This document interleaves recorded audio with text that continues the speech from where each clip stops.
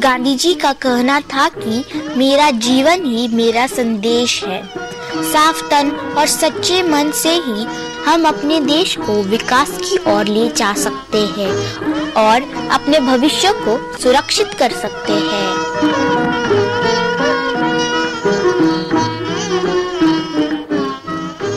महात्मा गांधी की 150वीं जयंती हम कैसे मनाएं? महात्मा गांधी जिन्होंने हमें आजादी दी, इतना बड़े देश को दुनिया के अंदर इतना सम्मान दिलाया, वो महात्मा गांधी को हम क्या दें? के काम में उन्हें कभी कोई शर्म महसूस नहीं होती थी। उन्हें विश्वास था कि तन, मन और परिसर की स्वच्छता देश को खुशहाल बना सकती है। 2019 में महात्मा गांधी के 150वीं जयंती आ रही है। क्या हम तय करें कि 2019 जब महात्मा गांधी की 150वीं जयंती बनाएंगे, हमारा गांव, हमारा शहर, हमारा गली, हमारा मोहल्ला, हमारी स्कूल, हमारे मंदिर, हमारे अस्पताल, सभी क्षेत्र गंदगी का नामो निशान नहीं रहने देंगे। करना है स्वच्छ सुंदर देश।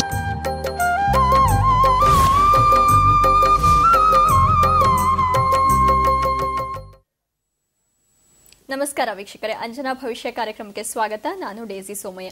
ನೀವು ರಾಶಿ, ನಕ್ಷತ್ರ, ಹಸ್ತರೇಖೆಗಳನ್ನು ನೋಡಿ ಭವಿಷ್ಯ ಹೇಳೋದನ್ನ ನೋಡಿರ್ತೀರಾ. ಆದ್ರೆ ನಾವು ನಿಮ್ಗಾಗಿ ವಿಭಿನ್ನ ರೀತಿಯಲ್ಲಿ ಭವಿಷ್ಯ ನೋಡುವ ಅಂಜನಾ ಭವಿಷ್ಯ ಕಾರ್ಯಕ್ರಮವನ್ನ ಪ್ರಸ್ತುತಪಡಿಸ್ತಾ ಇದ್ದೀವಿ. ಇನ್ನು ಈ ಅಂಜನಾ ಭವಿಷ್ಯದ ಬಗ್ಗೆ ನಿಮಗೆ ಮಾಹಿತಿ ಕೊಡೋದಕ್ಕೆ, ನಿಮ್ಮ ಸಮಸ್ಯೆಗಳಿಗೆ ಪರಿಹರಿಸೋದಕ್ಕೆ ನಮ್ಮ ಜೊತೆ ಇದ್ದಾರೆ ಬಸವರಾಜ್ ಐಟಿ ಅವರು. ಬನ್ನಿ ಅವರನ್ನ ಕಾರ್ಯಕ್ರಮಕ್ಕೆ ಸ್ವಾಗತಿಸೋಣ. ಐಟಿ ಅವರೇ, ಕಾರ್ಯಕ್ರಮಕ್ಕೆ ಸ್ವಾಗತ. ನಮಸ್ಕಾರ. ಐಟಿ ಅವರೇ, ನೀವು ಕಾರ್ಯಕ್ರಮದ ಆರಂಭದಿಂದಲೂ ಅಂಜನಾ ಭವಿಷ್ಯ ಅಂತ ಹೇಳೋದನ್ನು ನಾವು ಕೇಳಿದ್ದೀವಿ, ವೀಕ್ಷಕರು ಕೇಳಿದ್ದಾರೆ. ಹಲವಾರು ವೀಕ್ಷಕರಿಗೆ ಅವರ ಸಮಸ್ಯೆಗಳಿಗೆ ಪರಿಹಾರನೂ ಸಿಕ್ಕಿದೆ. ಈ ಅಂಜನಾ ಭವಿಷ್ಯವನ್ನ ಹೇಗೆ ಮುಖ್ಯವಾಗಿ ಈ ಅಂಜನವನ್ನ ಹೇಗೆ ತಯಾರು ಮಾಡ್ತೀರಾ ಅಂತ ನಮ್ಗೆ ತಿಳಿಸ್ಕೊಡಿ. ಖಂಡಿತವಾಗಿ ತಿಳಿಸ್ಕೊಡ್ತೀನಿ. ತಾವು ಕೇಳ್ತಾ ಇದ್ದೀರಾ ಅಂಜನವನ್ನ ಹೇಗೆ ತಯಾರು ಮಾಡ್ತೀರಾ ಅಂತ ಕೇಳ್ತಾ ಇದ್ದೀರಾ. ನೋಡಿ, ಅಂಜನವನ್ನ ಮುಖ್ಯವಾಗಿ ಈ ವನಸ್ಪತಿಗಳನ್ನ, ಗಿಡಮೂಲಿಕೆಗಳಂತ ಏನ್ ಹೇಳ್ತೀವಲ್ಲ, ಆ ಗಿಡಮೂಲಿಕೆಗಳಿಂದ ಎಲೆಗಳು ಆಗಿರ್ಬೋದು, ಮತ್ತೆ ಈ ಬೇರುಗಳಾಗಿರ್ಬೋದು, ಕೆಲವು ಗಿಡಗಳದ್ದು ಆ ಬೇರುಗಳನ್ನ ವನಸ್ಪತಿಗಳನ್ನ ಹಾಕಿ ನಾವು ಅಂಜನಗಳನ್ನ ತಯಾರು ಮಾಡ್ತೀವಿ. ಅಂಜನಗಳನ್ನ ಈಗ ವನಸ್ಪತಿಗಳಿಂದ ತಯಾರು ಮಾಡ್ತೀವಿ ಅಂತ ಹೇಳಿದ್ನಲ್ಲ, ಆ ವನಸ್ಪತಿಗಳನ್ನ ನಿಮ್ಗೆ ಕೊಟ್ಟು ನಿಮ್ಗೆ ತಯಾರು ಮಾಡಂತಂದ್ರೆ ನಿಮ್ಗೆ ಅದು ಮಾಡಕ್ಕಾಗಲ್ಲ. ಯಾಕೆ ಮಾಡಕ್ಕಾಗಲ್ಲ ಅಂತಂದ್ರೆ, ಆ ಅಂಜನವನ್ನ ತಯಾರು ಮಾಡಕ್ ಬೇಕಾಗಿರತಕ್ಕಂಥ ಮಾಂತ್ರಿಕ ಸಿದ್ಧಿ ಬೇಕು ಅಲ್ವಾ? ಹಾಗಾದ್ರೆ ಆ ಮಾಂತ್ರಿಕ ಸಿದ್ಧಿಗಳನ್ನ ಪಡ್ಕೊಂಡವರು ಅದನ್ನ ತಯಾರು ಮಾಡಬಹುದು. ಮಾಂತ್ರಿಕ ಸಿದ್ಧಿ ಪಡೆದವರು ಈ ವನಸ್ಪತಿಗಳನ್ನ ಹಾಕಿ ಅಂಜನಗಳನ್ನ ತಯಾರು ಮಾಡಿದಾಗ ಆ ಅಂಜನ ಸಕ್ಸಸ್ಫುಲ್ ಆಗುತ್ತೆ, ಅಂದ್ರೆ ಯಶಸ್ವಿ ಅಂಜನಗಳನ್ನ ತಯಾರು ಮಾಡೋಕೆ ಸಾಧ್ಯ ಆಗುತ್ತೆ. ಒಂದು ಉದಾಹರಣೆ ಕೊಟ್ಬಿಡ್ತೀನಿ ನಿಮ್ಗೆ. ಈಗ ಒಬ್ಬ ವ್ಯಕ್ತಿ ಅಪೆಂಡಿಕ್ಸ್ ಅನ್ನೋ ಒಂದು ಕಾಯಿಲೆ ಇಟ್ಕೊಂಡು ಡಾಕ್ಟರ್ ಕಡೆ ಹೋಗ್ತಾನೆ ಅಲ್ವಾ? ಆ ಅಪೆಂಡಿಕ್ಸ್ ಕಾಯಿಲೆ ಇರತಕ್ಕಂಥ ವ್ಯಕ್ತಿಗೆ ಡಾಕ್ಟರ್ ಏನ್ ಮಾಡ್ತಾ ಹೇಳಿ, ಯಶಸ್ವಿಯಾಗಿ ಯಾವುದೇ ತೊಂದರೆ ಇಲ್ದಂಗೆ ಅವನಿಗೆ ಶಸ್ತ್ರಚಿಕಿತ್ಸೆ ಮಾಡ್ತಾರೆ ಅಲ್ವಾ? ಅದೇ ಅಪೆಂಡಿಕ್ಸ್ ಕಾಯಿಲೆ ಇರತಕ್ಕಂಥ ಒಬ್ಬ ವ್ಯಕ್ತಿ ನಮ್ಮ ಹತ್ರ ಬಂದಾಗ ನಮ್ಗೆ ಅವ್ನು ಚಿಕಿತ್ಸೆ ಮಾಡಕ್ ಸಾಧ್ಯನಾ? ಖಂಡಿತವಾಗಿಲ್ಲ. ಯಾಕಂದ್ರೆ ಯಾವ್ದಾದ್ರು ಒಂದು ತೊಂದರೆಗಳನ್ನ ಮಾಡೇ ಮಾಡ್ತೀವಿ ಅಲ್ವಾ? ತೊಂದರೆ ಪ್ರಾಣನೇ ಹೊರಟೋಗ್ಬಿಡ್ಬೋದು ಅಲ್ವಾ? ಹಾಗೆ ಈ ಪರಿಣಿತಿ ಪಡೋದು ಅಂತ ಹೇಳ್ತಲ್ಲ, ಸಿದ್ಧಿ ಪಡೆಯೋದು ಅಂದ್ರೇನು, ಆ ಒಂದು ಸಂಪೂರ್ಣವಾಗಿ ಮಾಂತ್ರಿಕ ಶಕ್ತಿಗಳನ್ನ, ಮಾಂತ್ರಿಕ ಪ್ರಯೋಗಗಳನ್ನ ಸಿದ್ಧಿ ಪಡೆಯೋದು, ಅದರಲ್ಲಿ ಪರಿಣಿತಿ ಪಡೆಯತಕ್ಕಂಥದ್ದನ್ನ ನಾವು ಸಿದ್ಧಿ ಪಡೆಯೋದು ಅಂತ ಹೇಳ್ತೀವಿ. ಅಂದ್ರೆ ಒಬ್ಬ ಡಾಕ್ಟರು ಅದರ ಸಂಪೂರ್ಣವಾಗಿ ಆ ಒಂದು ಕಾಯಿಲೆ ಬಗ್ಗೆ ಸಂಪೂರ್ಣವಾಗಿ ತಿಳ್ಕೊಂಡು ಅದರ ಬಗ್ಗೆ ಅಧ್ಯಯನ ಮಾಡಿ ಅದರಲ್ಲಿ ಪರಿಣಿತಿ ಪಡೆದಿರ್ತಾನೆ. ಅದಕ್ಕೋಸ್ಕರ ಆ ವ್ಯಕ್ತಿ ಆ ಒಂದು ಕಾಯಿಲೆನ ಪರಿಹಾರ ಮಾಡೋಕ್ಕೆ ಸಾಧ್ಯ ಆಗುತ್ತೆ. ಅದೇ ರೀತಿಯಾಗಿ ಅಂಜನವನ್ನ ತಯಾರು ಮಾಡ್ಬೇಕಾದ್ರೂ ಸಹ ಏನ್ ಮಾಡ್ಬೇಕು, ನಾವು ಮಾಂತ್ರಿಕ ಸಿದ್ಧಿಯನ್ನ ಪಡೆದಿರ್ಬೇಕಾಗತ್ತೆ. ತಿಳಿತಾ? ಆಮೇಲೆ ಒಂದಿಷ್ಟು ವಿಷಯ ಹೇಳ್ಬಿಡ್ತೀನಿ ನಾನು. ಈ ಅಂಜನಗಳನ್ನ ತಯಾರು ಮಾಡ್ಬೇಕಾದ್ರೆ ಕೆಲವೊಂದಿಷ್ಟು ವನಸ್ಪತಿಗಳು ನಾವು ಏನ್ ಹಾಕ್ತಿವಲ್ಲ, ಆ ವನಸ್ಪತಿಗಳನ್ನ ಹಾಕೋದು ಕೆಲವೊಬ್ರು ಏನ್ ಮಾಡ್ತಾರೆ, ಯಾವ್ದೋ ಒಂದು ಗಿಡಮೂಲಿಕೆ ಹಾಕಿದ್ರೆ, ಯಾವ್ದೋ ಒಂದು ಬೇರೆ ತಂದು ಹಾಕಿದ್ರೆ ಇದಕ್ಕೆ ಅಂಜನ ಅಂತ ಹೇಳ್ತಾರೆ ಅಂತ ಕೆಲವೊಬ್ರು ಹೇಳೋದು ನಾವು ಕೇಳಿದೀವಿ. ಏನೋ ಒಂದು ಗಿಡಮೂಲಿಕೆ ಹಾಕ್ತಾರೆ, ಅದು ಅಂಜನ ಅಂತ ಹೇಳ್ತಾರೆ ಅಂತ. ನೋಡಿ, ಈಗ ಒಂದು ಕಂಪ್ಯೂಟರ್ ಅನ್ನೋ ಒಂದು ವಸ್ತು ಇದೆ, ಲ್ಯಾಪ್ಟಾಪ್ ಅನ್ನೋ ಒಂದು ವಸ್ತು ಇದೆ ಅಲ್ವಾ? ಇವತ್ತು ಕಂಪ್ಯೂಟರ್ ಯುಗ, ಲ್ಯಾಪ್ಟಾಪ್ ಯುಗ ಅಂತ ನಾವು ಕರಿತೀವಿ ಅಲ್ವಾ? ಯಾಕಂದ್ರೆ ಇವತ್ತು ಕಂಪ್ಯೂಟರ್ ಇಂದ ಇಡೀ ಜಗತ್ತೇ ಬದಲಾವಣೆ ಆಗಿಬಿಟ್ಟಿದೆ. ಹಾಗಾದ್ರೆ ಈ ಕಂಪ್ಯೂಟರ್ ಇಂದ ನಾವು ಯಾವ ವಸ್ತುಗಳನ್ನ ತಯಾರು ಮಾಡ್ತೀವಿ? ಕಂಪ್ಯೂಟರ್ನ ಯಾವ ವಸ್ತುಗಳನ್ನ ತಯಾರು ಮಾಡ್ತೀವಿ? ಈ ಲ್ಯಾಪ್ಟಾಪ್ಗಳನ್ನ ಯಾವ ವಸ್ತುವಿಂದ ತಯಾರು ಮಾಡ್ತೀವಿ? ಈ ಒಂದು ಲ್ಯಾಪ್ಟಾಪ್ ಅನ್ನ ನಾವು ಸಂಪೂರ್ಣವಾಗಿ ಸುಟ್ಟು ಹಾಕಿದ್ರೆ ಅಥವಾ ಮೆಲ್ಟ್ ಮಾಡಿದ್ರೆ ಅಲ್ಲಿ ಕೊನೆ ಉಳಿತಕ್ಕಂಥದ್ದು ನಮಗೆ ಪ್ಲಾಸ್ಟಿಕ್ ಉಳಿಯುತ್ತೆ, ಆಮೇಲೆ ಕಬ್ಬಿಣದ ವಸ್ತುಗಳು ಉಳಿಯುತ್ತೆ, ಮತ್ತೆ ಕಾಪರ್ ಉಳಿಯುತ್ತೆ, ಮತ್ತೆ ಸಿಲಿಕಾ ಉಳಿಯುತ್ತೆ ಅಲ್ವಾ? ಇಷ್ಟೇ ವಸ್ತುಗಳು. ಅಂದ್ರೆ ಆ ಲ್ಯಾಪ್ಟಾಪ್ ಆಗಿರ್ಲಿ, ಕಂಪ್ಯೂಟರ್ ಆಗಿರ್ಲಿ, ಅದನ್ನ ತಯಾರು ಮಾಡಕ್ ಬೇಕಾಗಿರತಕ್ಕಂಥ ಮುಖ್ಯವಾದಂಥ ವಸ್ತುಗಳು ಯಾವ್ದು ಹೇಳಿ? ಇವು ಅಷ್ಟೇನೆ, ಇವು 4 ವಸ್ತುಗಳು. ಇವು ನೋಡಿ, ಆ 4 ವಸ್ತುಗಳನ್ನ ವಿಜ್ಞಾನಿ ಏನ್ ಮಾಡ್ತಾನೆ, ಯಾವ ರೂಪದಲ್ಲಿ ಉಪಯೋಗ ಮಾಡ್ಬೇಕಂತಂದು ವಿಚಾರ ಮಾಡಿ ಅದರ ಶಕ್ತಿಯನ್ನು ಅರ್ಥ ಮಾಡ್ಕೊಂತಾನೆ.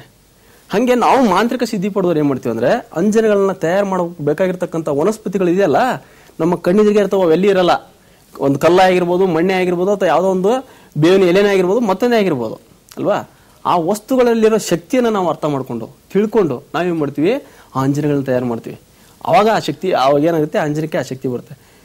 ನಮ್ಮ ಎದುರುಗಡೆ ಇರತಕ್ಕಂಥ ವಸ್ತುವಿನ ಶಕ್ತಿ ಎಷ್ಟೋ ಸಂದರ್ಭದಲ್ಲಿ ನಮಗೆ ಗೊತ್ತಿರಲ್ಲ. ಆದ್ರೆ ನಮ್ಮ ಭಾರತೀಯ ಪರಂಪರೆಯಲ್ಲಿ ಏನಾಗುತ್ತೆ, ಈ ಒಂದು ಅದ್ಭುತವಾಗಿರ್ತಕ್ಕಂಥ ಪ್ರತಿಯೊಂದು ವಸ್ತುವಿನಲ್ಲಿ ಒಂದು ಶಕ್ತಿಯನ್ನು ಕಂಡು ಹಿಡ್ಕೊಂಡ್ರು. ಈ ಉದಾಹರಣೆಗೆ ನೋಡಿ, ಈಗ ರೈತ ಬೆಳೆ ಬೆಳಿತಾನೆ ಅಲ್ವಾ, ಅಕ್ಕಿ ಬೆಳಿತಾನೆ, ದವಸ ಧಾನ್ಯಗಳನ್ನ ಬೆಳಿತಾನೆ. ರೈತ ಬೆಳೆ ಬೆಳೆಕ್ಕೆ ಸಾಮಾನ್ಯವಾಗಿ ಏನ್ ಬೇಕು, ಮುಖ್ಯವಾಗಿರ್ತಕ್ಕಂಥದ್ದು ಬೀಜ ಜೊತೆ ಗೊಬ್ಬರ ಬೇಕು. ಗೊಬ್ಬರವನ್ನ ಈ ದನಗಳ ಸಗಣಿಯನ್ನ ಏನ್ ಮಾಡ್ತಾರೆ, ಗೊಬ್ಬರವನ್ನಾಗಿ ಉಪಯೋಗಿಸ್ತಾರೆ. ಆ ದನದಲ್ಲಿರ್ತಕ್ಕಂಥ ಸಗಣಿಯಿಂದ ಆ ಒಂದು ಅಕ್ಕಿ ಆಗಿರ್ಲಿ, ಮತ್ತೊಂದು ವಸ್ತು ಆಗಿರ್ಲಿ, ಪದಾರ್ಥ ಆಗಿರ್ಲಿ ಅದ್ಭುತವಾಗಿ ಚೆನ್ನಾಗಿ ಬೆಳೆಯುತ್ತೆ. ಹಂಗಂತಂದು ಆ ಸಗಣಿ ಇಂದ ಬೆಳೆದಿದೆ ಅನ್ನೋದಕ್ಕೋಸ್ಕರ ಆ ಆಹಾರವನ್ನು ತಿನ್ನೋದೇ ಬಿಟ್ಬಿಡ್ತಾರ? ಖಂಡಿತವಾಗಿಲ್ಲ. ಅಂದ್ರೆ ಆ ಒಂದು ಸಗಣಿಯಲ್ಲಿರ್ತಕ್ಕಂಥ ವಸ್ತುವನ್ನು ಏನ್ ಮಾಡ್ತೀವಿ, ನಾವು ಶಕ್ತಿಯನ್ನ ಕಂಡು ಹಿಡ್ಕೊಂಡಿದ್ದೀವಿ ನಾವು ಅಲ್ವಾ. ಹೀಗೆ ಸಾಕಷ್ಟು ನಾವು ನಮ್ಮ ಭಾರತೀಯ ಪರಂಪರೆಯಲ್ಲಿ ಸಾಕಷ್ಟು ಈ ವಿಷಯಗಳನ್ನ, ಈ ವಸ್ತುಗಳಲ್ಲಿರ್ತಕ್ಕಂಥ ಶಕ್ತಿಯನ್ನ ನಾವೇನ್ ಮಾಡಿದ್ವಿ, ಕಂಡು ಹಿಡ್ಕೊಂಡು ಅದನ್ನ ನಾವು ಪ್ರಯೋಜನ ಪಡಿತಾ ಇದೀವಿ. ಇದರ ಅರ್ಥ ಯಾಕೆ ಹೇಳ್ತಿದ್ದೇನೆ ಅಂದ್ರೆ, ಒಂದು ಅಂಜನದಲ್ಲಿ ತಯಾರು ಮಾಡಬೇಕಾಗಿರತಕ್ಕಂಥ ವನಸ್ಪತಿಗಳು ಏನಿದೆ, ಆ ವನಸ್ಪತಿಗಳನ್ನ ನಾವು ಇಲ್ಲಿ ನಮ್ಮ ಎದುರುಗಡೆ ಇದ್ರೂ ಸಹ ಪ್ರತಿಯೊಂದು ವನಸ್ಪತಿಯಲ್ಲಿರ್ತಕ್ಕಂಥ ಶಕ್ತಿಯನ್ನ ನಾವೇನ್ ಮಾಡ್ತೀವಿ, ಅದನ್ನ ಅರ್ಥ ಮಾಡ್ಕೊಂಡು ಉಪಯೋಗಿಸ್ತಾ ಇದೀವಿ ಅಂತ ಹೇಳ್ತಾ ಇದೀವಿ. ಓಕೆ, ಇವಾಗ ವನಸ್ಪತಿ ಬೇರುಗಳು ಅಂತ ಹೇಳಿದ್ರೆ, ಈ ವನಸ್ಪತಿ ಹಾಗೂ ಬೇರುಗಳು ಎಲ್ಲಿ ಸಿಗುತ್ತೆ ನಿಮ್ಗೆ ಅಂತ? ನೋಡಿ, ವನಸ್ಪತಿಗಳು ಮತ್ತು ಬೇರುಗಳು ಅಂತ ನಾವೇನ್ ಹೇಳ್ತೀವಿ, ಈ ವನಸ್ಪತಿಗಳು ಬೇರುಗಳು ಸಾಮಾನ್ಯವಾಗಿ ನಮ್ಮ ಮನೆ ಅಕ್ಕಪಕ್ಕದಲ್ಲಿ ಗಿಡಮರದಲ್ಲಿ ಸಿಗ್ಬೋದು, ಮತ್ತೆ ಕಾಡಲ್ಲಿ ಸಿಗ್ತವೆ ಸಾಮಾನ್ಯವಾಗಿ, ಮತ್ತೆ ಸಾಕಷ್ಟು ನಮ್ಮ ಸುತ್ತಮುತ್ತಲು ಸಿಗ್ತಕ್ಕಂಥ ವನಸ್ಪತಿಗಳು ಬೇರುಗಳಿವೆ ಅಲ್ಲ. ಇವೇನು ಎಲ್ಲಿ ತುಂಬಾ ದೂರ ಹುಡ್ಕೊಂಡು ಹೋಗುವಂತ ಅವಶ್ಯಕತೆ ಇಲ್ಲ. ನೋಡಿ, ನಾನು ಅದನ್ನೇ ಹೇಳ್ತಾ ಇದೀನಿ, ವನಸ್ಪತಿಗಳು ಮತ್ತು ಬೇರುಗಳನ್ನ ನಿಮ್ಗೆ ಕೊಟ್ಟರು ಸಹ ನಿಮ್ಗೆ ಅದನ್ನ ಯಶಸ್ವಿಯಾಗಿ ಅಂಜನಗಳನ್ನ ತಯಾರು ಮಾಡೋಕ್ಕಾಗಲ್ಲ, ತಿಳಿತಾ? ಯಾಕಂದ್ರೆ ಅದನ್ನ ಸಿದ್ಧಿ ಪಡೆದು ಮಾಂತ್ರಿಕ ಪ್ರಯೋಗಗಳು ಮಾಡಬೇಕು. ಅದನ್ನ ರೆಡಿ ಮಾಡಿದ್ಮೇಲೆ ಅದಕ್ಕೆ ಮಂತ್ರ ಪ್ರಯೋಗ ಮಾಡಬೇಕು. ಮಂತ್ರ ಪ್ರಯೋಗ ಮಾಡಿದಾಗ ಆ ಒಂದು ವನಸ್ಪತಿಗೆ, ಆ ಒಂದು ಅಂಜನಕ್ಕೆ ಶಕ್ತಿ ಬರುತ್ತೆ. ಈ ರೀತಿ ನಾವು ತಿಳ್ಕೊಬೇಕಾಗುತ್ತೆ. ಓಕೆ, ಇನ್ನು ಮಾಂತ್ರಿಕ ಪೂಜಾ ವಿಧಾನದಿಂದ ಪರಿಹಾರಗಳನ್ನ ಕಂಡುಕೊಳ್ತೀವಿ, ಪರಿಹಾರವನ್ನ ಕೊಡ್ತೀವಿ ಅಂತ ಹೇಳಿದ್ರೆ, ಈ ಮಾಂತ್ರಿಕ ಪೂಜಾ ವಿಧಾನ ಏನು, ಅದನ್ನ ಹೇಗ್ ಮಾಡ್ತೀರಾ, ಅದ್ರ ಬಗ್ಗೆ ಸ್ವಲ್ಪ ಮಾಹಿತಿ ಕೊಡಿ. ಖಂಡಿತವಾಗಿ. ಆಕ್ಚುಲಿ ನಾನು ಸಾಮಾನ್ಯವಾಗಿ ಪ್ರಯೋಗ ಮಾಡ್ತಕ್ಕಂಥದ್ದು, ಯಾವುದೋ ಒಂದು ಸಮಸ್ಯೆಗೆ ಪರಿಹಾರ ಮಾಡ್ತಕ್ಕಂಥದ್ದು ಮಾಂತ್ರಿಕ ಪೂಜಾ ವಿಧಾನದಿಂದ ಅಂತ ನಾನು ಎಷ್ಟೋ ಸರಿ ಹೇಳ್ತಾ ಇದ್ದೀನಿ ಅಲ್ವಾ. ನಾನೊಬ್ಬ ಮಂತ್ರವಾದಿ ಅಂತ ಹೇಳ್ತೀನಿ. ನಾನು ಅದನ್ನ ಮಂತ್ರವಾದಿ ಅಂತ ಹೇಳ್ಕೊಳಕ್ಕೆ ನಂಗೆ ಹೆಮ್ಮೆ ಇದೆ. ಯಾಕಂದ್ರೆ ಈ ಮಾಂತ್ರಿಕ ಶಕ್ತಿಯಲ್ಲಿ ಒಬ್ಬ ವ್ಯಕ್ತಿಯ ಸಮಸ್ಯೆಯನ್ನ ಪರಿಹಾರ ಮಾಡಬೇಕಾಗಿರತಕ್ಕಂಥ ಅದ್ಭುತವಾದಂತಹ ಶಕ್ತಿ ಅಡ್ಕೊಂಡಿದೆ. ಈ ಮಾಂತ್ರಿಕ ಶಕ್ತಿಯಲ್ಲಿ ಮುಖ್ಯವಾಗಿರತಕ್ಕಂಥದ್ದು 2 ವಿಧಾನಗಳಿದೆ, ತಿಳಿತಾ? 2 ವಿಧಾನಗಳು. ಒಂದು ರಾಜವೈದ್ಯ ಪದ್ಧತಿ ಅಂತ ಹೇಳ್ತೀವಿ, ಇನ್ನೊಂದು ಭೂತವೈದ್ಯ ಪದ್ಧತಿ ಅಂತ ಹೇಳ್ತೀವಿ. ಈ ರಾಜವೈದ್ಯ ಪದ್ಧತಿಯಲ್ಲಿ ಏನಾಗುತ್ತೆ, ಸಂಪೂರ್ಣವಾಗಿ ದೈವಿ ಶಕ್ತಿಯನ್ನ ನಾವು ಅನುಷ್ಠಾನ ಮಾಡಿಕೊಂಡು, ದೈವಿ ಶಕ್ತಿಯ ಒಂದು ಸಂಬಂಧಪಟ್ಟಂಗೆ ಮಂತ್ರ ಪ್ರಯೋಗಗಳನ್ನು ಮಾಡಿಕೊಂಡು, ಆ ಒಂದು ದೈವಿ ಶಕ್ತಿಯ ಅನುಗ್ರಹದಿಂದ ಸಮಸ್ಯೆಗಳು ಪರಿಹಾರ ಆಗಲಿ ಅಂತ ನಾವು ಮಾಡ್ತಕ್ಕಂಥ ಒಂದು ಪ್ರಯೋಗ. ಅದೇ ಭೂತವೈದ್ಯ ಪದ್ಧತಿ ಅಂದ್ರೆ ಈ ಬಲಿ ಪ್ರಯೋಗಗಳು ಆಗ್ತಕ್ಕಂಥದ್ದು. ಈ ಬಲಿ ಪ್ರಯೋಗ ಅಂದ್ರೆ ಒಂದು ಕುರಿ ಬಲಿ ಕೊಡೋದು, ಕೋಳಿ ಬಲಿ ಕೊಡೋದು, ನರ ಬಲಿ ಕೊಡೋದು, ಇವೆಲ್ಲ ಬರ್ತಾವಲ್ಲ, ಇವೆಲ್ಲ ಭೂತವೈದ್ಯ ಪದ್ಧತಿಯಲ್ಲಿ ಬರುತ್ತೆ. ನಾನು ಫಾಲೋ ಮಾಡಿದೆ ಯಾವ್ದು? ಹಾಗಾದ್ರೆ ನಾನು ಫಾಲೋ ಮಾಡೋದು ರಾಜವೈದ್ಯ ಪದ್ಧತಿ ಅಂತ ಹೇಳ್ತೀವಿ. ಆಮೇಲೆ ಇನ್ನೂ ಮುಂದುವರೆದು ಹೇಳ್ಬೇಕಂತಂದ್ರೆ, ಉತ್ತರ ಭಾರತದಲ್ಲಿ ಈ ಒಂದು ಮಾಂತ್ರಿಕ ಪ್ರಯೋಗಗಳನ್ನ ಕೇರಳಿ ವಿದ್ಯೆ ಅಂತ ಕರಿತೀವಿ ಉತ್ತರ ಭಾರತದಲ್ಲಿ. ಅದೇ ನಮ್ಮ ದಕ್ಷಿಣ ಭಾರತದಲ್ಲಿ ಈ ಒಂದು ಮಾಂತ್ರಿಕ ವಿದ್ಯೆಯನ್ನ ಕೇರಳಿ ವಿದ್ಯೆ ಅಂತ ಕರಿತೀವಿ. ದಕ್ಷಿಣ ಭಾರತದಲ್ಲಿ ಕೇರಳಿ ವಿದ್ಯೆ ಅಂತ ಕರಿತೀವಿ, ಉತ್ತರ ಭಾರತದಲ್ಲಿ ಬಂಗಾಳಿ ವಿದ್ಯೆ ಅಂತ ಕರಿತೀವಿ. ಉತ್ತರ ಭಾರತದಲ್ಲಿದ್ದವರು ಸಾಮಾನ್ಯವಾಗಿ ಕಾಳಿಯನ್ನ ಆರಾಧನೆ ಮಾಡಿಕೊಂಡು ಈ ಮಾಂತ್ರಿಕ ಪ್ರಯೋಗಗಳನ್ನ ಮಾಡ್ತಾರೆ. ನಾವು ದಕ್ಷಿಣ ಭಾರತದಲ್ಲಿ ಇರತಕ್ಕಂಥವ್ರು ನಾವೇನ್ ಮಾಡ್ತೀವಿ, ಸಾಮಾನ್ಯವಾಗಿ ಈ ಭಗವತಿ ತಾಯಿಯನ್ನ ಪೂಜೆ ಮಾಡಿಕೊಂಡು ಏನ್ ಮಾಡ್ತೀವಿ, ನಾವು ಮಾಂತ್ರಿಕ ಪರಿಹಾರ ಪೂಜೆಗಳನ್ನ ಮಾಡ್ತೀವಿ ನಾವು. ಆಮೇಲೆ ನೋಡಿ, ಎಲ್ಲಾ ಧರ್ಮಗಳಲ್ಲಿ, ನಮ್ಮ ಹಿಂದೂ ಧರ್ಮ ಆಗಿರ್ಬೋದು, ಕ್ರಿಶ್ಚಿಯನ್ ಧರ್ಮ ಆಗಿರ್ಬೋದು, ಮುಸಲ್ಮಾನ್ ಧರ್ಮ ಆಗಿರ್ಬೋದು, ಬೌದ್ಧ ಧರ್ಮ ಆಗಿರ್ಬೋದು, ಎಲ್ಲಾ ಧರ್ಮಗಳಲ್ಲಿ ಇರತಕ್ಕಂಥ ಸುಪ್ರೀಂ ಗಾಡ್ ಯಾರು ಹೇಳಿ? ಎಲ್ಲ ಗಂಡಸೆ ಅಲ್ವಾ, ಗಂಡೆ ಅಲ್ವಾ.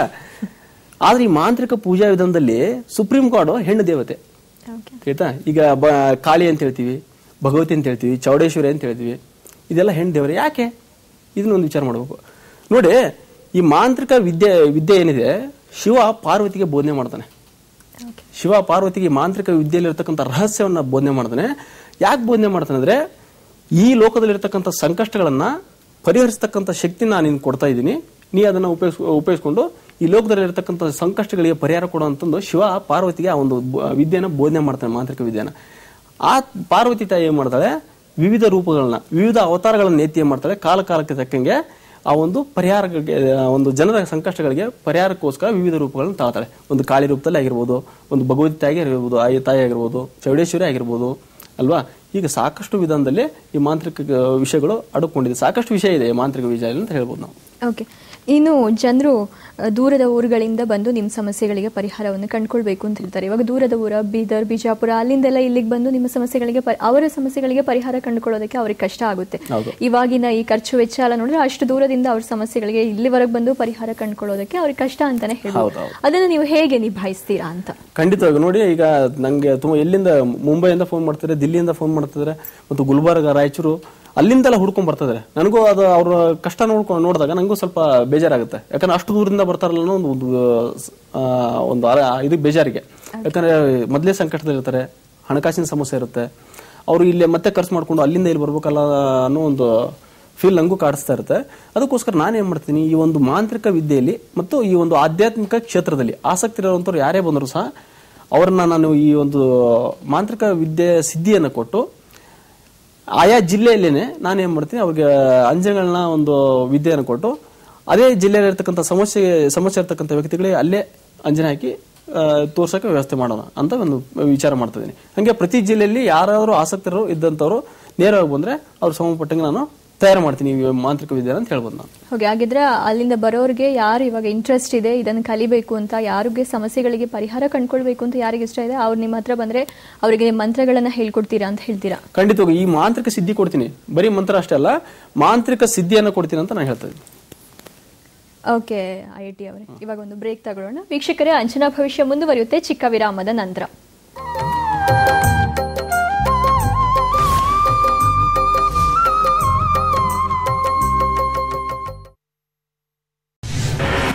ಇವರು ಬಡವರ ಪಕ್ಷದ ಮಹಾನ್ ನಾಯಕರು.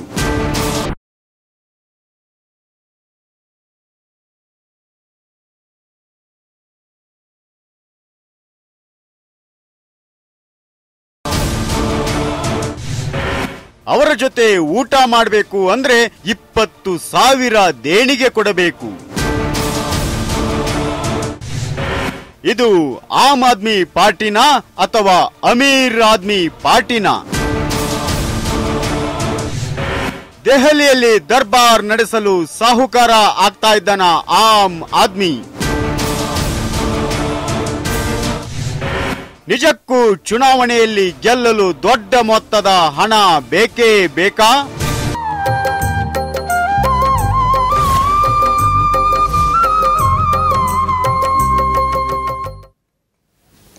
ಬ್ರೇಕ್ನ ನಂತರ ಮತ್ತೆ ಅಂಜನಾ ಭವಿಷ್ಯ ಕಾರ್ಯಕ್ರಮಕ್ಕೆ ಸ್ವಾಗತ. ವೀಕ್ಷಕರೇ, ಇನ್ನು IIT ಅವರಿಗೆ ಸಹಾಯ ಮಾಡಲಿಕ್ಕೆ ಅಂತ ಇವಾಗ ಅವ್ರ ಜೊತೆ ಬಂದಿದ್ದಾರೆ ವೃಂದಾ ಅಂತ. ಬನ್ನಿ ಅವ್ರನ್ನ ಕಾರ್ಯಕ್ರಮಕ್ಕೆ ಸ್ವಾಗತಿಸೋಣ. ವೃಂದಾ, ಕಾರ್ಯಕ್ರಮಕ್ಕೆ ಸ್ವಾಗತ.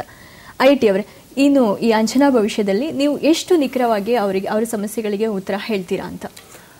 ಎಷ್ಟು ನಿಖರವಾಗಿ ಅಂತ ಹೇಳ್ತಿದಾರಲ್ಲ, ಇದಕ್ಕೆ ಸಂಬಂಧಪಟ್ಟಂಗೆ ಒಂದಿಷ್ಟು ಮಾಹಿತಿ ಕೊಟ್ಬಿಡ್ತೀನಿ.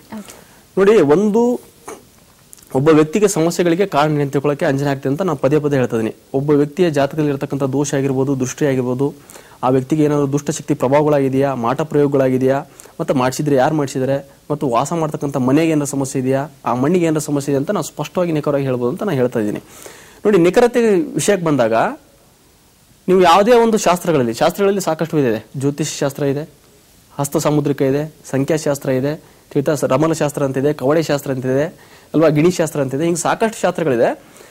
ಈ ಶಾಸ್ತ್ರಗಳಿಗೆ ಸಂಬಂಧಪಟ್ಟಂಗೆ ನಾವು ಏನ್ ಮಾಡಬಹುದು, ಸಾಕಷ್ಟು ವಿಷಯಗಳನ್ನ ತಿಳ್ಕೊತಾರೆ. ಬಟ್ ಯಾವ ಶಾಸ್ತ್ರದಲ್ಲಿ ಮಾಟ ಪ್ರಯೋಗಕ್ಕೆ ಸಂಬಂಧಪಟ್ಟಂಗೆ ಯಾರು ಮಾಡಿದ್ರು ಅಂತ ಕಂಡುಹಿಡಿಯಕ್ಕೆ ಸಾಧ್ಯ? ಇದು ನನ್ನ ಪ್ರಶ್ನೆ. ಆಯ್ತಾ? ಅಂಜನದಲ್ಲಿ ಯಾವುದೇ ವ್ಯಕ್ತಿ ಮಾಟ ಪ್ರಯೋಗ ಮಾಡಿದ್ರೆ ಸ್ಪಷ್ಟವಾಗಿ ಅವನ ಮುಖ ಬರುತ್ತೆ ಅಂತ ನಾನು ಪದೇ ಪದೇ ಒತ್ತಿ ಹೇಳ್ತಾ ಇದ್ದೀನಿ. ಒಂದನೇದ್ದು. ಎರಡನೇದ್ದು, ಕೆಲವು ಸಂದರ್ಭದಲ್ಲಿ ಮನೆಯಲ್ಲಿ ಕಳ್ಳತನ ಆಗುತ್ತೆ ಅಂತ ಹೇಳ್ತೀವಿ. ಹೌದಾ? ಮನೆಯಲ್ಲಿ ಕಳ್ಳತನ ಆದಾಗ ಇತ್ತೀಚೆಗೆಲ್ಲ ನಾವು ಏನ್ ಮಾಡ್ತಿದ್ವಿ, ಒಂದು ಈ ನಿಖರತೆ ಬಗ್ಗೆ ಆಮೇಲೆ ಮಾತಾಡೋಣ. ಇವಾಗ ಒಬ್ರು ಕಾಲರ್ ಇದ್ದಾರೆ. ನಾರಾಯಣ ಸ್ವಾಮಿ ಅವರೇ, ನಮಸ್ಕಾರ. ನಮಸ್ಕಾರ ಮೇಡಮ್. ಎಲ್ಲಿಂದ ಕಾಲ್ ಮಾಡ್ತಾ ಇದ್ದೀರಾ ಸರ್? ಕೋಲಾರ ಜಿಲ್ಲೆ ಮಾಲೂರು ತಾಲೂಕು ಮೇಡಮ್. ಓಕೆ, ನಿಮ್ ಸಮಸ್ಯೆಗೆ ಉತ್ತರ ಹೇಳೋದಕ್ಕೆ IIT ಅವರಿದ್ದಾರೆ. ನಿಮ್ ಪ್ರಶ್ನೆ ನಿಖರವಾಗಿರ್ಲಿ, ನಿಮ್ಮ ಅಮ್ಮನ ಹೆಸರು ಹೇಳಿ ಸರ್. ನಮ್ಮ ತಾಯಿಯವರು ದೊಡ್ಡಕ್ಕಮ್ಮ ಅಂತ 6 ತಿಂಗಳಿಂದ ಕಾಣೆಯಾಗಿದ್ದಾರೆ. ಮನೆಯಿಂದ ಹೋದವರು ಬಂದಿಲ್ಲ. ಅವ್ರಿಗೆ ವಯಸ್ಸು 75 ವರ್ಷ ಆಗಿದೆ. ಓಕೆ, ಅದು ಸ್ವಲ್ಪ ಅಂಜನದಿಂದ ಹೇಳ್ಬೇಕು ಮೇಡಮ್. ಉತ್ತರಿಸ್ತಾರೆ ಸರ್. ನಾರಾಯಣ್ ಸರ್, ನಮಸ್ಕಾರ. ನಮಸ್ಕಾರ ಸರ್. ನಿಮ್ ತಾಯಿ ಹೆಸರು ದೊಡ್ಡಕ್ಕಮ್ಮ?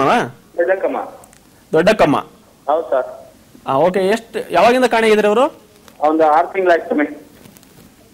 ಹಲೋ, 6 ತಿಂಗಳಿಂದ 6 ತಿಂಗಳ ಕಾಣೆಯಾಗಿದ್ದಾರಾ? ಓಕೆ ಸರ್, ಈಗ ಒಂದು ಕೆಲಸ ಮಾಡಿ, ನೀವು ಇದಕ್ಕೆ ಸಂಬಂಧಪಟ್ಟಂಗೆ ಅಂಜನಾ ಹಾಕಕ್ಕೆ ತುಂಬಾ ಟೈಮ್ ತಗೊಳುತ್ತೆ. ನೀವು ನನ್ನ ಕಡೆ ನೇರವಾಗಿ ಬನ್ನಿ, ನಿಮಗೆ ನಾನು ಅಂಜನಾವನ್ನು ನಿಮ್ಗೆ ಕೊಟ್ಬಿಡ್ತೀನಿ. ಎಲ್ಲಿ ಸರ್ ತಮ್ಮ ಅಡ್ರೆಸ್?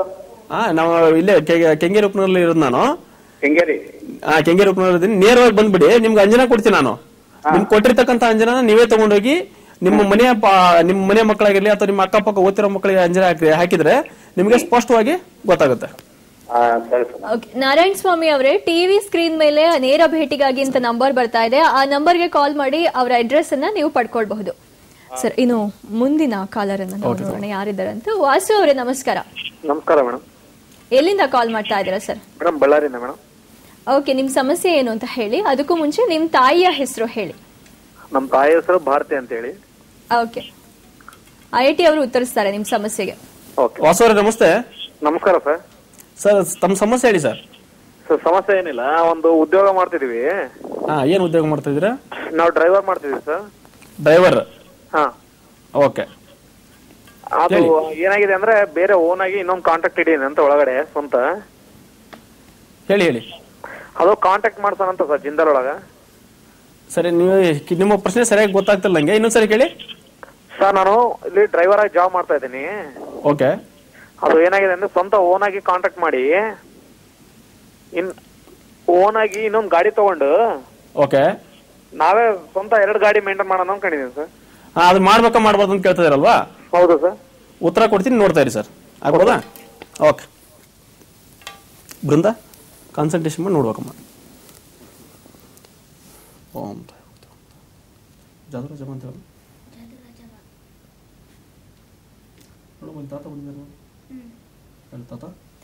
ಭಾರತಿ ಅವ್ರ ಮಗ ವಾಸು ಅವರು ಇನ್ನೊಂದು ಸ್ವಂತ ಗಾಡಿನ ತಗೊಂಡು ಆ ಗಾಡಿಯಿಂದ ಉದ್ಯೋಗ ಮುಂದುವರಿಸಿದ್ರೆ ವಾಸು ಅವ್ರಿಗೆ ಅನುಕೂಲ ಆಗುತ್ತಾ?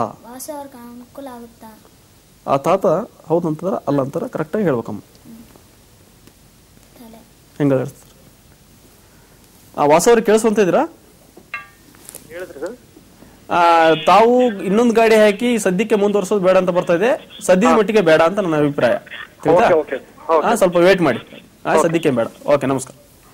ಧನ್ಯವಾದಗಳು ಸರ್ ಕರೆ ಮಾಡಿದಕ್ಕೆ. ಮುಂದಿನ ಕಾಲರ್ ವಿಜಯ್ ಕುಮಾರ್ ಅವರೇ ನಮಸ್ಕಾರ. ನಮಸ್ಕಾರ ಮೇಡಮ್. ಎಲ್ಲಿಂದ ಕಾಲ್ ಮಾಡ್ತಾ ಇದ್ದೀರಾ ಸರ್? ಮೇಡಮ್, ಬೆಂಗಳೂರಿಂದ ಕಾಲ್ ಮಾಡ್ತಾ ಇದ್ದೀನಿ ಮೇಡಮ್. ಗುರುಜಿ ಅವ್ರ ಹತ್ರ ಮಾತಾಡ್ಬೇಕಾಯ್ತು ಮೇಡಮ್.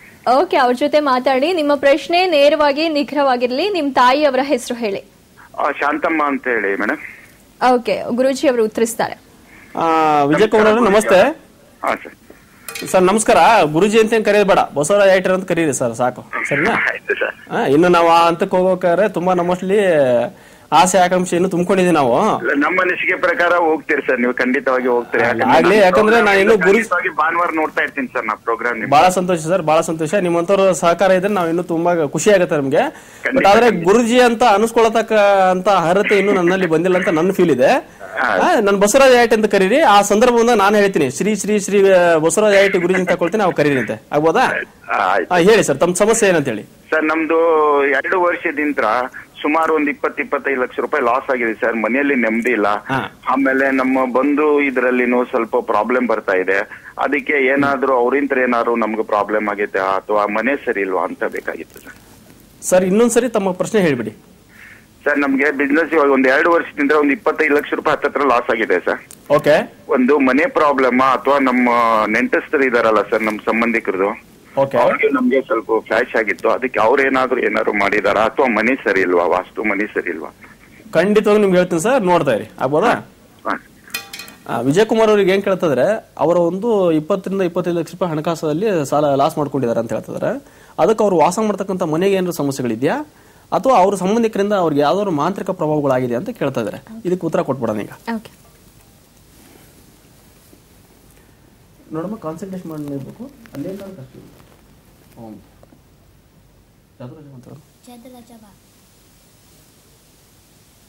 ತಾತ ಬಂದಿದ್ರಲ್ಲಿ ನಿಜವಾಗ್ಲೂ ಬಂದಿದ್ರ?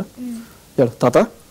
ಶಾಂತಮ್ಮ ಅವ್ರ ಮಗ ವಿಜಯ್ ಕುಮಾರ್ ಅವರು ವಾಸ ಮಾಡೋ ಮನೆಗೆ ಯಾವ್ದಾದ್ರು ದೋಷಗಳು ಇದೆಯಾ?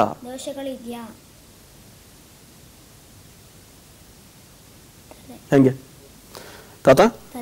ವಿಜಯ್ ಕುಮಾರ್ ಅವ್ರಿಗೆ ಅವ್ರ ಸಂಬಂಧಿಗಳಿಂದ ಯಾವ್ದಾದ್ರು ಮಾಂತ್ರಿಕ ಪ್ರಭಾವಗಳು ಮಾಂತ್ರಿಕ ಪರ್ವಗಳು ಆಗಿದೆಯಾ? ಮಾಟ ಪ್ರಯೋಗ ಆಗಿದೆಯಾ? ಮಾಟ ಪ್ರಯೋಗ ಆಗಿದೆಯಾ? ಕೈ ಆಡಿಸಿದ್ರ? ವಿಜಯ್ ಕುಮಾರ್ ಅವರೇ ಸರ್, ಯಾವುದೇ ರೀತಿ ನಿಮ್ಮ ಮನೆಗೂ ಸಮಸ್ಯೆ ಇಲ್ಲ ಮತ್ತು ನಿಮಗೂ ಸಹ ಯಾವುದೇ ರೀತಿ ಮಾಂತ್ರಿಕ ಪ್ರಭಾವಗಳಾಗಿಲ್ಲ. ಯಾವುದೇ ಕಾರಣಕ್ಕೂ ದಯವಿಟ್ಟು ತಲೆ ಕೆಡಿಸ್ಕೊಳ್ಳೋಕೆ ಹೋಗ್ಬೇಡಿ, ಧೈರ್ಯವಾಗಿರಿ. ಸಮಸ್ಯೆಗಳಿಲ್ಲ. ಇದು ಟೆಕ್ನಿಕಲ್ ಸಮಸ್ಯೆಗಳು ಅಂತ ಹೇಳ್ತೀವಿ ಇದನ್ನ. ನಿಮ್ಮ ಸಾಲಗಳು ಏನ್ ಮಾಡ್ಕೊಂಡಿದ್ದೀರಾ, ಜೀವನದಲ್ಲಿ ಬರ್ತಕ್ಕಂತ ಸಹಜವಾಗಿ ಬಂದಿರತಕ್ಕಂತ ಸಮಸ್ಯೆಗಳು. ಎಲ್ಲರೂ ಜೀವನದಲ್ಲಿ ಅಪ್ ಅಂಡ್ ಡೌನ್ಸ್ ಇದ್ದೇ ಇರುತ್ತೆ, ತಿಳಿತಾ? ಏರಿಳಿತ ಇರುತ್ತೆ. ಅದೇ ರೀತಿ ನಿಮ್ಮ ಜೀವನದಲ್ಲಿ ಒಂದು ಇಳಿತ ಅಂತ ಬಂದಿದೆ. ಮುಂದೆ ನಿಮ್ಮ ಬುದ್ಧಿವಂತಿಕೆಯಿಂದ ಕೆಲಸ ಕಾರ್ಯಗಳು ಮಾಡ್ಕೊಂಡೋಗಿ ಈ ಸಮಸ್ಯೆಯಿಂದ ಹೊರಗಡೆ ಬರ್ತಾರ. ದೇವ್ರ ಒಳ್ಳೇದ್ ಮಾಡಿ. ನಮಸ್ಕಾರ. ಧನ್ಯವಾದಗಳು ಸರ್ ಕರೆ ಮಾಡಿದ್ದಕ್ಕೆ. ಮುಂದಿನ ಕಾಲರ್ ಪ್ರೇಮ ಅವರೇ, ನಮಸ್ಕಾರ. ನಮಸ್ಕಾರ. ಎಲ್ಲಿಂದ ಕರೆ ಮಾಡ್ತಾ ಇದ್ದೀರಮ್ಮ? ನಾನು ಶಿವಮೊಗ್ಗದಿಂದ.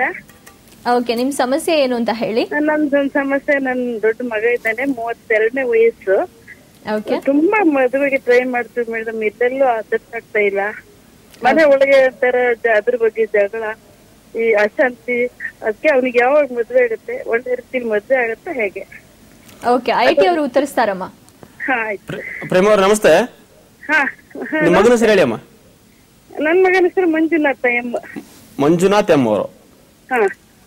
ಅವರು ಎಷ್ಟು ಏಜ್ ಅವ್ರಿಗೆ? ಮಂಜುನಾಥ್ ಅವ್ರಿಗೆ 32ನೇ ವಯಸ್ಸು. ಈಗ 32. ಸರಿ ಅಮ್ಮ, ನೋಡ್ತಾ ಇರಿ, ಅದಕ್ಕೆ ಸಂಬಂಧಪಟ್ಟಂಗೆ ಉತ್ತರ ಕೊಡ್ತೀನಿ. ಆಗ್ಬೋದಾ?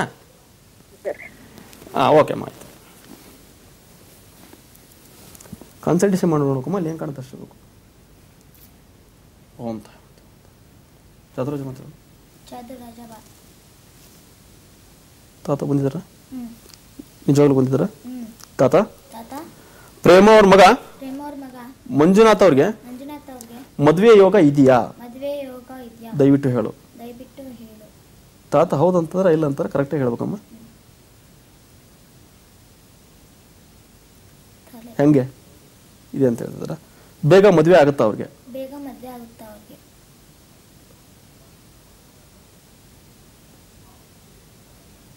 ಏನ್ ಮಾಡ್ತಾರೆ? ಹೌದಾ? ಪ್ರೇಮ ಅವರೇ ಹೇಳಿ ಸರ್. ನಿಮ್ಮ ಮಗನಿಗೆ ಖಂಡಿತವಾಗೂ ಮದುವೆ ಆಗುತ್ತೆ, ಮದುವೆ ಯೋಗ ಇದೆ ಅಂತ ಬರ್ತಾ ಇದೆ. ಮದುವೆ ಆಗುತ್ತಾ ಇಲ್ಲ ಅಂತ ತಲೆ ಕಟ್ಸೋದು ಬೇಡ. ಬಟ್ ಅವ್ರಿಗೆ ಮದುವೆ ಅನ್ನೋದು ಇನ್ನೂ ಸ್ವಲ್ಪ ಡಿಲೇ ಆಗೋ ಸಾಧ್ಯತೆನೇ ಇದೆ ಅಂತ ಬರ್ತಾ ಇದೆ. ಇದಕ್ ಸಂಬಂಧಪಟ್ಟಂಗೆ ಅವ್ರಿಗೆ ಮದುವೆ ಬೇಗ ಆಗಲಿ ಅನ್ನೋದಕ್ಕೋಸ್ಕರ ಒಂದು ವ್ರತ ಅಂತ ಬರುತ್ತೆ, ಒಂದು ಮಾಂತ್ರಿಕ ವ್ರತ ಬರುತ್ತೆ. ನೀವು ಅದನ್ನ ನೇರವಾಗಿ ಬಂದ್ರೆ ನಾನು ನಿಮ್ಗೆ ಅದನ್ನ ಯಾವ ರೀತಿ ಮಾಡ್ಬೇಕಂತ ಹೇಳ್ಕೊಡ್ತೀನಿ. ಅದನ್ನ ಮಾಡೋದ್ರಿಂದ ಏನಾಗುತ್ತೆ, ಮದುವೆ ಬೇಗ ಆಗುವಂತ ಸಾಧ್ಯತೆಗಳಿರುತ್ತೆ. ತಲೆ ಕೆಡಿಸ್ಕೊಳ್ಳೋಕೆ ಹೋಗ್ಬೇಡಿ, ಮತ್ತು ಮದುವೆ ಮಾತ್ರ ಖಂಡಿತವಾಗಿ ಆಗುತ್ತೆ. ಪ್ರಯತ್ನ ಮುಂದುವರಿಸಿ. ಧನ್ಯವಾದಗಳು ಪ್ರೇಮ ಅವರೇ ಕರೆ ಮಾಡಿದ್ದಕ್ಕೆ. ಐಟಿ ಅವರೇ, ಇನ್ನು ಜನರು ಹೆಚ್ಚಾಗಿ ಯಾವ್ಯಾವ ಸಮಸ್ಯೆಗಳನ್ನು ಇಟ್ಕೊಂಡು ನಿಮ್ಮ ಬಳಿಗೆ ಬರ್ತಾರೆ? ನೋಡಿ, ಈ ಸಮಸ್ಯೆಗಳ ಸಂಬಂಧಪಟ್ಟಂಗೆ ಈಗ ತಾನೇ ನಮ್ ಕಾಲರ್ ಒಬ್ರು ಮಾಡಿದ್ರು 20 ರಿಂದ 25 ಲಕ್ಷ ರೂಪಾಯಿ ಸಾಲ ಇಟ್ಕೊಂಡು. ಸಾಮಾನ್ಯವಾಗಿ ನಾನು ನೋಡ್ತಕ್ಕಂಥ ಸಮಸ್ಯೆಗಳು ಏನಂತಂದ್ರೆ ಸಾಲ ಬಾಧೆ. ತುಂಬಾ ಜನ ಸಾಲ ಮಾಡ್ಕೊಂಡು ಬಂದಿರತಕ್ಕಂಥ ಸಮಸ್ಯೆಗಳನ್ನ ನಾನು ನೋಡ್ತೀನಿ. ಒಬ್ಬರು ಈಗ ಉದಾಹರಣೆ ಕೊಟ್ಬಿಡ್ತೀನಿ. ಮೊನ್ನೆ ಒಬ್ಬ ವ್ಯಕ್ತಿ ನಮ್ಮ ಕಡೆ ಬಂದಿದ್ರು. ಅವರು ಸ್ಟಾರ್ಟಿಂಗ್ ಮಾಡಿದ ಸಾಲ 5 ಲಕ್ಷ ರೂಪಾಯಿ ಮಾತ್ರ. ಯಾವುದೋ ಒಂದು ಮನೆ ಕಟ್ಸೋಕೆ ಏನೋ ಒಂದು ವಿಷಯಕ್ಕೋಸ್ಕರ 5 ಲಕ್ಷ ರೂಪಾಯಿ ಸಾಲ ಮಾಡ್ಕೊಂಡು ಬಂದಿದ್ರು. ಆ ವ್ಯಕ್ತಿ ಏನ್ ಮಾಡಿದ್ರು, ಆ ಸಾಲ ತೀರ್ಸೋಕ್ಕೋಸ್ಕರ ಮತ್ತೆ ಇನ್ನೊಂದು ಸಾಲ ತಗೊಂಡು ಅದು ಏನಾಯ್ತು, ಸಾಲ 20 ಲಕ್ಷ ರೂಪಾಯಿವರೆಗೂ ಹೋಯಿತು. ನೆಕ್ಸ್ಟ್ ಆ ಸಾಲ ಹೋಗಿ ಏನಾಯ್ತು, ಈಗ 1.5 ಕೋಟಿ ರೂಪಾಯಿವರೆಗೂ ಸಾಲ ಆಗಿದೆ. 1.5 ಕೋಟಿ ರೂಪಾಯಿವರೆಗೂ ಸಾಲ ಆಗಿದೆ. ಯಾಕೆ ನೋಡಿ, ಈ ಸಾಲ ಅನ್ನೋದು ಹೇಗಾಗುತ್ತಂದ್ರೆ ಒಂದು ರೀತಿ ಚಟದ ತರ ಅಂಟ್ಕೊಂಡ್ಬಿಡುತ್ತೆ. ಉದಾಹರಣೆಗೆ ಬಿಡಿ ಸೇರ್ತೀವಿ, ಸಿಗರೇಟ್ ಸೇರ್ತಾರೆ, ಆಮೇಲೆ ಯಾವುದೋ ಈ ಡ್ರಿಂಕ್ಸ್ ತೊಗೊಳ್ತಾರೆ. ಅದು ಹೇಗೆ ಸ್ವಲ್ಪ ತೊಗೊಳ್ತಾ ಹೆಚ್ಚಿಗೆ ಮಾಡ್ಕೊಂಡು ಹೋಗುತ್ತಲ್ಲ, ಈ ಸಾಲ ಬಾಧೆ ಅನ್ನೋದು ಸಹ ಏನಾಗುತ್ತೆ, ಒಂದ್ಸರಿ ಅದಕ್ಕೆ ನಾವು ಅಡಿಕ್ಟ್ ಆಗಿಬಿಟ್ರೆ, ಸಾಲ ತೊಗೊಳಕ್ಕೆ ಅಡಿಕ್ಟ್ ಆಗಿಬಿಟ್ರೆ ಆ ಸಾಲ ಅನ್ನೋದು ಹೆಚ್ಚಿಗೆ ಹಾಕೊಂಡು ಹೋಗ್ತಾನೆ ಇರುತ್ತೆ. ಅದಕ್ಕೋಸ್ಕರ ಈ ಸಾಲ ಬಾಧೆಯನ್ನು ನಿವಾರಣೆ ಮಾಡ್ಕೋ ಇದು ಏನಿದೆ ಅಂದ್ರೆ ನಮ್ಮ ಕೈಲೇ ಇರ್ತಕ್ಕಂಥ ಒಂದು ಪರಿಹಾರ. ಆಯ್ತಾ? ನಾವು ಒಂದು ಇನ್ ಮುಂದೆ ನಾವು ಸಾಲನೇ ಮಾಡಲ್ಲ, ಅದು ಏನೇ ಬರಲಿ ಅಂತಂದು ಧೈರ್ಯ ಮಾಡಿ ಇದ್ಬಿಟ್ರೆ ಸರಿ ಹೋಗುತ್ತೆ. ಇಲ್ಲಾಂದ್ರೆ ಸಾಲ ಬಾಧೆಗೋಸ್ಕರನೇ ಸಾಲ ಈಗ ಎಷ್ಟೇ ನಂಗೆ ಉದಾಹರಣೆಗೆ ನೋಡಿ, ಅಷ್ಟೊಂದು 1.5 ಕೋಟಿ ರೂಪಾಯಿ ಸಾಲ ಮಾಡ್ಕೊಂಡಿದ್ದೀನಿ, ನಿಮ್ಗೆ 1 ಲಕ್ಷ ರೂಪಾಯಿ ಕೊಡ್ತೀನಿ, ಪರಿಹಾರ ಮಾಡಿಕೊಡಿ, ಈ ಸಾಲಿನ ನಾವು ಮುಕ್ತಿಯಾಗಿ ಬಿಡಲಿ, ಪರಿಹಾರ ಮಾಡಿಕೊಟ್ಬಿಟ್ಟೆ ಅಂದ್ಬಿಟ್ರೆ, ಹಂಗೆ ನಾವು ಪರಿಹಾರ ಮಾಡೋಂಗಿದ್ರೆ ಇವತ್ತು ಎಲ್ಲರೂ ಜಗತ್ತಲ್ಲಿ ಸಾಲಗಾರರೆಲ್ಲ ಬಂದು ನನ್ನ ಕಡೆ ದುಡ್ಡು ಕೊಟ್ಟು ಪರಿಹಾರ ಮಾಡ್ಕೊಂಡು ಹೋಗೋದಾಗಿತ್ತು. ನನ್ನ ಕಡೆ ಅಲ್ಲ, ಯಾರ ಕಡೆ ಆದ್ರೂ ಅಷ್ಟೇ. ಅಂದ್ರೆ ಕೆಲವೊಂದು ಸಮಸ್ಯೆಗಳಿಗೆ ಪರಿಹಾರ ನಮ್ಮ ಕೈಲೇ ಇರುತ್ತೆ. ಇದನ್ನ ನಾವು ಎಚ್ಚರಿಕೆಯಿಂದ ಇದು ಮಾಡಬೇಕು. ಆಮೇಲೆ ಸಾಲ ಬಾಧೆ ಇದೆ ಅಲ್ವಾ, ಅವ್ರಿಗೆ ಸಾಲ ಬಾಧೆ ಯಾಕಿದೆ ಅಂತ ತಿಳ್ಕೊಳಕ್ ನಾವು ಅಂಜನೆ ಹಾಕ್ಬೇಕಾಗುತ್ತೆ. ಈ ಸಾಲ ಬಾಧೆಗಳು ಸಹಜವಾಗಿ ಬಂದಿರತಕ್ಕಂಥ ಸಮಸ್ಯೆನ, ಅಥವಾ ಏನಾದ್ರೂ ಈ ಒಂದು ಅವ್ರ ಜಾತಕದಲ್ಲಿ ದೋಷ, ದೃಷ್ಟಿ, ಮಾಟ, ಮತ್ತೊಂದು ಹೇಳ್ತೀವಲ್ಲ, ಆ ತರ ಸಮಸ್ಯೆಗಳಿದ್ರು ಕೆಲವೊಂದು ಸಂದರ್ಭದಲ್ಲಿ ಈ ಸಾಲ ಬಾಧೆಯಿಂದ ಜೀವನದಲ್ಲಿ ತೊಂದರೆಗಳನ್ನ ಅನುಭವಿಸ್ತಕ್ಕಂಥದ್ದು. ಅಂದ್ರೆ ಜೀವನದಲ್ಲಿ ತೊಂದರೆ ಅನುಭವಿಸೋಕೆ ಈ ತರ ಯಾವ್ದಾದ್ರು ಸಮಸ್ಯೆಗಳಿದೆ ಅಂತ ಅಂಜನೆ ಹಾಕಿ ತಿಳ್ಕೊಬೇಕಾಗುತ್ತೆ. ಈ ತರ ಯಾವುದೇ ರೀತಿ ಸಮಸ್ಯೆ ಇಲ್ಲ ಅಂತಂದ್ರೆ ಖಂಡಿತವಾಗಿ ಈ ಸಾಲ ಬಾಧೆ ಏನಿದೆ, ನಮ್ಮ ಒಂದು ಬುದ್ಧಿವಂತಿಕೆಯಿಂದ ನಾವು ಆ ಸಾಲ ಬಾಧೆಯಿಂದ ಹೊರಗಡೆ ಬರಬೇಕಾಗುತ್ತೆ. ಒಂದು. ಎರಡನೇ ಸಮಸ್ಯೆ ಯಾವ್ದು ಇಟ್ಕೊಂಡ್ ಬರ್ತಾರಂದ್ರೆ ಸಾಮಾನ್ಯವಾಗಿ ಗಂಡ ಹೆಂಡತಿ ಮಧ್ಯದಲ್ಲಿ ಬರ್ತಕ್ಕಂಥ ಸಮಸ್ಯೆಗಳು. ಮೊನ್ನೆ ಒಂದು ಫ್ಯಾಮಿಲಿ ಬಂದಿತ್ತು. ನನ್ನ ಗಂಡ ಈಗ ಒಂದು 5 ವರ್ಷ ಹಿಂದೆ ತುಂಬಾ ಚೆನ್ನಾಗಿದ್ರು. ಒಂದು 17 ವರ್ಷ ಆಯ್ತು ನಂಗೆ ಮದುವೆಯಾಗಿ. 5 ವರ್ಷದಿಂದ ಇತ್ತೀಚೆಗೆ ಮಾತ್ರ ತುಂಬಾ ಬದಲಾವಣೆ ಆಗ್ಬಿಟ್ಟಿದ್ರೆ. 5 ವರ್ಷ ಮುಂದೆ ತುಂಬಾ ಚೆನ್ನಾಗಿದ್ರು, ನನ್ನ ಎಲ್ಲ ಕಡೆ ಕರ್ಕೊಂಡು ಹೋಗಿದ್ರು, ಚೆನ್ನಾಗಿದ್ರು ಅಂತ ಹೇಳ್ತಿದ್ರು. ಅದು ಇತ್ತೀಚೆಗೆ 5 ವರ್ಷದಿಂದ ಅವರು ಸರಿಯಾಗಿ ಇದು ಮಾಡ್ತಾ ಇಲ್ಲ, ನಮ್ ಕೇರ್ ತೊಗೊಳ್ತಿಲ್ಲ, ತೊಂದರೆ ಮಾಡ್ತಾರೆ ಅಂತ ಹೇಳ್ತಿದ್ದಾರೆ. ಈಗ ಈ ಸಮಸ್ಯೆಗೆ ಏನಂದ್ರೆ ನೋಡಿ, ನಮ್ಮ ದೇಹ ಹೇಗೆ ಬದಲಾವಣೆ ಆಗುತ್ತೆ. ನಾನು ಒಂದು ವಿಷಯ ಸ್ಪಷ್ಟವಾಗಿ ಹೇಳೋದೇನಂದ್ರೆ, ಸಮಸ್ಯೆಗಳೇನಿದ್ರೆ ಅಂಜಿನದಲ್ಲಿ ಗೊತ್ತಾಗ್ಬಿಡುತ್ತೆ. ದೋಷ, ದೃಷ್ಟಿ, ಮಾಟ, ಮತ್ತೊಂದು ಆ ತರ ಸಮಸ್ಯೆ ಇಲ್ಲ ಅಂದಾಗ ಹಾಗಾದ್ರೆ ಈ ತರ ಯಾಕೆ ಸಮಸ್ಯೆ ಬರುತ್ತೆ ಗಂಡ ಹೆಂಡತಿ ಮಧ್ಯದಲ್ಲಿ ಅಂದ್ರೆ, ದೇಹ ಹೇಗೆ ಬದಲಾವಣೆ ಆಗುತ್ತಲ್ಲ ಅದೇ ತರ ಮನಸ್ಸು ಸಹ ಬದಲಾವಣೆ ಆಗುತ್ತೆ. ಈ ದೇಹ ಯುವಕರು ಹೆಂಗಾಗಿರ್ತೀವಿ, ನೆಕ್ಸ್ಟ್ ವಯಸ್ಸಾಗ್ತಾ ಆಗ್ತಾ ಮುದುಕರಾಗ್ತೀವಿ. ಮೊದಲಿನಷ್ಟೇ ಶಕ್ತಿ ಹಂಗೆ ಇರುತ್ತಾ, ಮತ್ತೆ ದೇಹ ಮೊದಲಿನ ತರನೇ ಇರುತ್ತಾ? ಇಲ್ಲ. ಅದೇ ತರ ಮನಸ್ಸನ್ನು ಸಹ ಬದಲಾವಣೆ ಆಗುತ್ತೆ ಅನ್ನೋದು ನಾವು ಗಮನದಲ್ಲಿ ಇಟ್ಕೋಬೇಕು. ಅದ್ರ ತಕ್ಕಂಗೆ ನಾವು ಹೊಂದಾಣಿಕೆಯಿಂದ ಹೋಗ್ಬೇಕಾಗತ್ತೆ. ತಿಳಿತಾ? ನಾವು ಅದನ್ನ ಬಿಟ್ಟು ಮಾಂತ್ರಿಕ ಪ್ರಭಾವ ಇದ್ರೆ ಅದಕ್ಕೆ ಪರಿಹಾರ ಮಾಡ್ಕೊಂಡ್ಬಿಡ್ಬೇಕು. ಅದು ಇಲ್ಲದೆ ಇದ್ದಾಗ ಏನ್ ಮಾಡ್ಬೇಕು ಹೇಳಿ? ಬದಲಾವಣೆ, ಕಾಲಕ್ಕೆ ತಕ್ಕಂಗೆ ಬದಲಾವಣೆ ಆಗ್ತಕ್ಕಂಥ ವ್ಯಕ್ತಿತ್ವಕ್ಕೆ ನಾವು ಹೊಂದ್ಕೊಂಡು ಹೋಗ್ಬೇಕಾಗತ್ತೆ ಅಂತ ನಾನು ಹೇಳ್ತೀನಿ.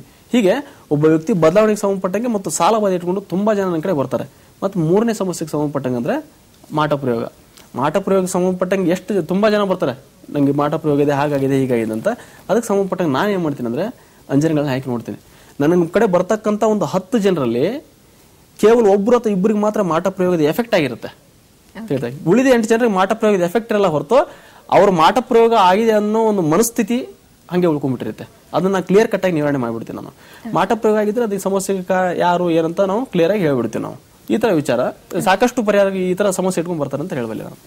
ಓಕೆ, ಐಟಿ ಅವರೇ, ಇಷ್ಟೊತ್ತು ಅಂಜನಾ ಭವಿಷ್ಯದ ಬಗ್ಗೆ ಸಾಕಷ್ಟು ಮಾಹಿತಿಯನ್ನು ತಿಳಿಸ್ಕೊಟ್ರಿ. ಹಾಗೆ ನಮ್ಮ ಕೇಳುಗರ ಪ್ರಶ್ನೆಗಳಿಗೂ ಕೂಡ ಉತ್ತರಿಸಿದ್ರಿ. ಧನ್ಯವಾದಗಳು. ನಮಸ್ಕಾರ ವೀಕ್ಷಕರೇ, ಇದು ಇವತ್ತಿನ ಅಂಜನಾ ಭವಿಷ್ಯ. ಮತ್ತೆ ಮುಂದಿನ ಭಾನುವಾರ ನಿಮ್ಮನ್ನ ಭೇಟಿಯಾಗ್ತೀವಿ. ನಮಸ್ಕಾರ.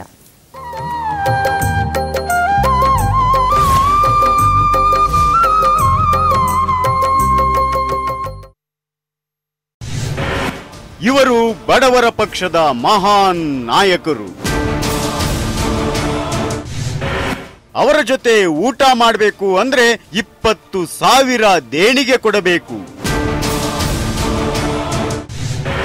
ಇದು ಆಮ್ ಆದ್ಮಿ ಪಾರ್ಟಿನ ಅಥವಾ ಅಮೀರ್ ಆದ್ಮಿ ಪಾರ್ಟಿನ? ದೆಹಲಿಯಲ್ಲಿ ದರ್ಬಾರ್ ನಡೆಸಲು ಸಾಹುಕಾರ ಆಗ್ತಾ ಇದ್ದಾನ ಆಮ್ ಆದ್ಮಿ? ನಿಜಕ್ಕೂ ಚುನಾವಣೆಯಲ್ಲಿ ಗೆಲ್ಲಲು ದೊಡ್ಡ ಮೊತ್ತದ ಹಣ ಬೇಕೇ ಬೇಕಾ? ಲಂಚ್ ಫಾರ್ ಫಂಡ್ ಇಂದು ಸಂಜೆ 6 ಗಂಟೆಗೆ.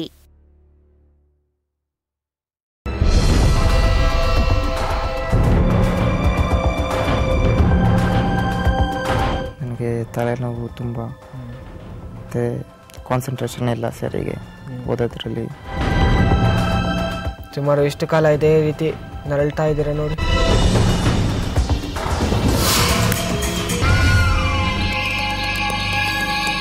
ಹುಟ್ಟು ಸಾವಿನ ನಂತರ ಇದು ಆತ್ಮಗಳ ಕತೆ.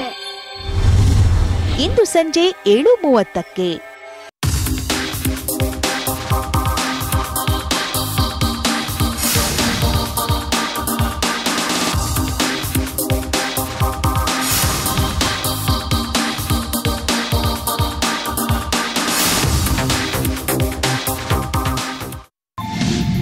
ಸ್ಟಾರ್ ಹೋಮಿಯೋಪತಿ ಮತ್ತು ಆಯುರ್ವೇದ ಅವರ ಬಳಿ ನಿಮ್ಮ ಎಲ್ಲಾ ರೀತಿಯ ಕಾಯಿಲೆಗಳಿಗೆ ಸೂಕ್ತ ಸಲಹೆ ಮತ್ತು ಪರಿಹಾರ. ಸ್ಟಾರ್ ಹೋಮಿಯೋಪತಿ ಮತ್ತು ಆಯುರ್ವೇದ ಅವರ ಬಳಿ ನಿಮ್ಮ ಎಲ್ಲಾ ರೀತಿಯ ಕಾಯಿಲೆಗಳಿಗೆ ಸೂಕ್ತ ಸಲಹೆ ಮತ್ತು ಪರಿಹಾರ. ಸ್ಟಾರ್ ಹೋಮಿಯೋಪತಿ ಮತ್ತು ಆಯುರ್ವೇದ ಅವರ ಹೆಲ್ತ್ ಸೆಂಟರ್.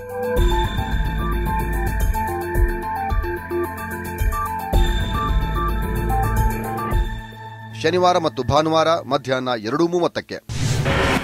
ಇವರು ಬಡವರ ಪಕ್ಷದ ಮಹಾನ್ ನಾಯಕರು. ಅವರ ಜೊತೆ ಊಟ ಮಾಡಬೇಕು ಅಂದ್ರೆ 20,000 ದೇಣಿಗೆ ಕೊಡಬೇಕು. ಇದು ಆಮ್ ಆದ್ಮಿ ಪಾರ್ಟಿನ ಅಥವಾ ಅಮೀರ್ ಆದ್ಮಿ ಪಾರ್ಟಿನ? ದೆಹಲಿಯಲ್ಲಿ ದರ್ಬಾರ್ ನಡೆಸಲು ಸಾಹುಕಾರ ಆಗ್ತಾ ಇದ್ದಾನ ಆಮ್ ಆದ್ಮಿ? ನಿಜಕ್ಕೂ ಚುನಾವಣೆಯಲ್ಲಿ ಗೆಲ್ಲಲು ದೊಡ್ಡ ಮೊತ್ತದ ಹಣ ಬೇಕೇ ಬೇಕಾ? ಲಂಚ್ ಫಾರ್ ಫಂಡ್ ಇಂದು ಸಂಜೆ 6 ಗಂಟೆಗೆ.